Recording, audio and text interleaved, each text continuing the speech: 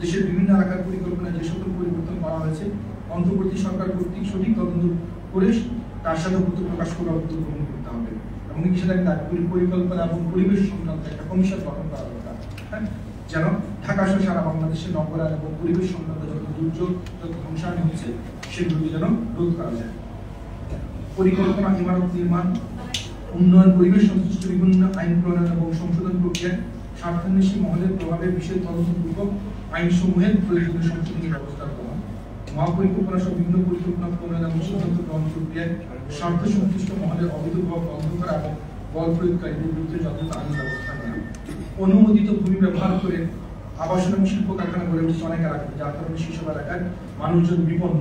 এর পেছনে গোষ্ঠী স্বার্থের প্রভাব অনুসন্ধান করে সেই ধরনের অবৈধ শিল্প কারখানা, ধ্বংসাত্মক শিল্প কারখানা সরানোর ব্যবস্থা করতে হবে। দেশের পরিকল্পিত টেকসই উন্নয়ন এবং মহাপরিকল্পনা বিভিন্ন পরিকল্পনা আইনের বাস্তবায়নের বিরুদ্ধে সম্পৃক্ত আবাসন ব্যবসায়ী, শিল্প কারখানার মালিক, রাজনীতি, স্বার্থ সংশ্লিষ্ট পেশাজীবী উন্নয়ন কর্তৃপক্ষ সহ বিভিন্ন সরকারি সংস্থার সঙ্গে দুর্নীতিবাজ কর্মকর্তা কর্মচারীদের চিহ্নিত করে প্রয়োজনীয় আইনগত ব্যবস্থা নেওয়া হবে। মহাপরিকল্পনা প্রণয়ন এবং মূল্যায়ন, শহরের বাসযোগ্যতা, ধারণ ক্ষমতা, নাগরিক সুবিধাদের সুষম বন্টন, এলাকা ভিত্তিক সাম্য, পরিবেশ প্রতিবেশ, জলাশয় জলাধার, কৃষিজমি জলাধার রক্ষা সর্বোচ্চ গুরুত্ব দিতে হবে। এক্ষেত্রে আমরা বলতে চাই ট্যাবের ক্ষেত্রে জলাধার জলাভূমি সংরক্ষণে কিছু ব্যত্যয় ছিল, সেগুলোকে যেন দ্রুত পরিবর্তন করে জলাধার জলাভূমিতে সম্পূর্ণ মুক্ত করা হয় এবং কৃষি ভূমিতে যেন কোনো ধরনের স্থাপনা নির্মাণ না করা যায়, এই ধরনের জন্য সর্বোচ্চ সংশোধনী নিতে হবে। কৃষি জমি জলাভূমিতে হাউজিং আবাসন করেছেন আবাসন ব্যবসায়ীরা, পরবর্তী ট্যাবের মাধ্যমে বৈধতা দেওয়ার চেষ্টা করা হয়। এগুলো সকল ধরনের উদ্যোগ বন্ধ করতে হবে। বিগত সময়ে যারা এই ধরনের সংশোধনী এনেছিলেন সরকারের নাম ধরে, তাদেরকে প্রয়োজনীয় ব্যবস্থা নিতে হবে।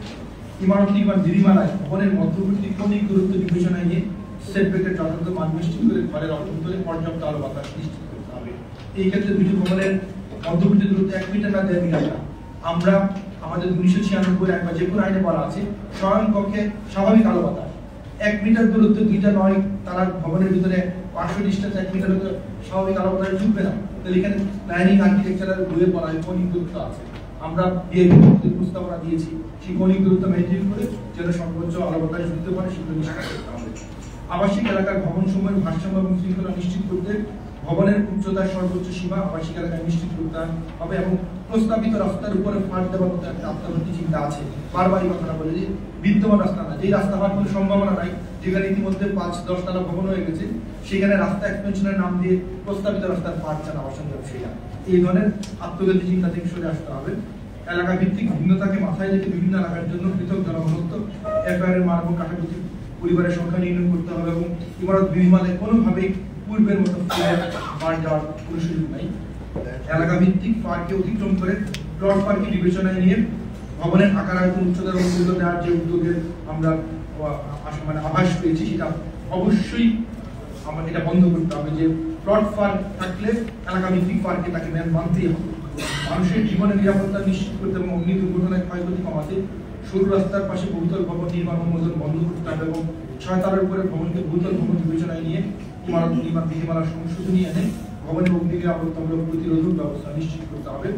সামাজিক আবাসন এবং নিম্নবিত্তের আবাসনের জন্য আমাদের পরিকল্পনা এবং বিধিমালার প্রয়োজনীয় আইন এবং সংস্কার করতে হবে। ঢাকার উপর ক্রমবর্ধমান চাপ কমাতে এবং ঢাকার দিকে নিশ্চিত করতে প্রয়োজনীয় পরিকল্পনা কৌশল প্রণয়ন বাস্তবায়ন করতে হবে। কারণটা হচ্ছে ঢাকা সারা বাংলাদেশকে ধারণ করতে পারবে না এবং সারা বাংলাদেশের মানুষকে ঢাকায় এনে আসার সুযোগ নাই। আর ঢাকা বাংলাদেশের সিঙ্গাপুর বা হংকং এর মতো সিটি স্টেটের রাজধানী না। বাংলাদেশে 8টা বিভাগীয় শহর আছে, 64টা জেলা শহর আছে, 330টা পৌরসভা আছে। উন্নয়নের বিকেন্দ্রীকরণ করলে আবাসিক এলাকাতে মিড রাইজ ডেনসিটির মাধ্যমেই আমাদের শহরের আবাসন সর্বোচ্চ জনঘনত্ব অ্যাচিভ করা সম্ভব এবং এই মিড রাইজ ডেনসিটির মাধ্যমেই আমাদের বিদ্যুতের চাহিদা কম রাখা, হিউম্যান স্কেল ডেভেলপমেন্ট করা, কমিউনিটি এনগেজ করা সম্ভব। কেন্দ্রীয় এলাকাতে যেখানে খুবই হাউজিং ডিমান্ড আছে, ব্লক ভিত্তিক কিছু হাইলাইট করতে পারে, কিন্তু এর বাইরে গিয়ে পুরো বাংলাদেশে হাইলাইট একমাত্র সমাধান আমরা সিঙ্গাপুর হংকং এই ধরনের ভুল বার্তা এবং সিঙ্গাপুর হংকং এর যে কৌশল সেটাকেও না মানা। সিঙ্গাপুর হংকং এ আমরা বলেছি যে আমাদের হাইরাইজ বিল্ডিং এ 36 তলা ভবন করলে পারের মান 2.8, 24 তলা ভবনে পারের মান 2.1, সেটাও মানি না, সিঙ্গাপুরও মানে না। আমরা যখন আমরা বলি যে বাংলাদেশ সম্মানিত আমাদের 85,000 গ্রাম বাংলাদেশ পৌরসভা জেলার দেশ, সেটাও আমাদের কিছুই মানতে চাই না। আমাদের ব্যবসার কারণে বাংলাদেশকে ধ্বংস করা যাবে না। আর ঢাকা নগরায়ণ ধ্বংস হলে ঢাকাকে অনুসরণ করে অন্যান্য জেলা সহ পৌর এলাকাতে তার ধ্বংসাত্মক কার্যক্রম সেইভাবে সরে যায়। সুতরাং এই জন্যই ঢাকার ইমারত বিধিমালা, ঢাকার ট্যাগ অত্যন্ত জরুরি। এটা শুধু ঢাকার বিষয় না, সারা বাংলাদেশ ঢাকাকে অনুসরণ করে। এই কারণে আমরা এতগুলো সংগঠনের পক্ষ থেকে এই মূল প্রবন্ধের মাধ্যমে আহ্বান জানাচ্ছি। এখনো সময় আছে। মন্ত্রণালয়ের রাজস্ব এবং আবাসন ব্যবসায়ীদের যে অংশটা এইভাবে ঢাকাকে বিপন্ন করা, আমাদের পরিবেশকে বিপন্ন করার চেষ্টা করছেন, আপনারা সাবধান হয়ে যান। কেননা জনগণ এবং নাগরিক এখনো জেগে আছে, নাগরিক সংগঠনটা এখন বলে যায়নি। আমরা বাংলাদেশকে ঘুরে দাঁড়ানোর জন্য যা করার শুরু করবো। সবাইকে অসংখ্য ধন্যবাদ। আসসালামু আলাইকুম।